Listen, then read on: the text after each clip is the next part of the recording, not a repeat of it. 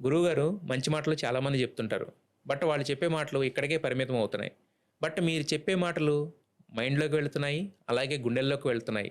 ఇంకా కరెక్ట్‌గా చెప్పాలంటే ఈ రోజుల్లో చాలామంది యువత మీ ప్రవచనాలు వింటున్నారు. విన్నదాన్ని ఆచరిస్తున్నారు.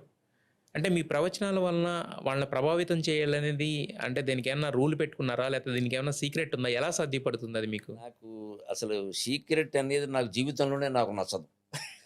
లేవసలేవి. అసలు లేవు దాన్ని ఉండనివ్వను. నేనే ఎక్కడో మాట్లాడేస్తా. హ్మ్. అది అవసరం లేదంత. ఇంకొకటేదో అది మూల సూత్రం అంటారు కదా!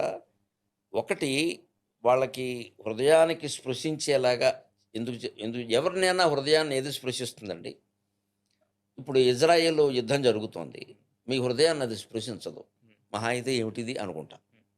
ఇంతకాలంగా 3 ఏళ్లుగా రష్యా, ఉక్రెయిన్ జరిగింది. మీ హృదయాన్ని స్పృశించిందా? లేదు. ఏమి లేదు. మన కందిపప్పు ధర కూడా ఇక్కడ పెరగలేదు. పెరిగితే మనకు స్పృశిస్తుంది. చూసేస్తే అప్పుడు అవుతుంది. అప్పుడు అడుగుతా ఇప్పుడు ఆయిల్ ధరలు పెరుగుతాయి. స్పృశిస్తుంది. ఆ! అప్పుడు మనం బండి స్పృశించడం కష్టం. కొంచెం ఆలోచిస్తాం. ఖచ్చితంగా. మనం వెళ్ళిపోతున్న భార్య వచ్చి ఇప్పుడు అవసరమా బండి అంటుంది. హ్మ్. అంటే ఏదైనా హృదయాన్ని స్పృశించాలంటే అతనికి సంబంధించిన విషయం అందులో ఉండాలి.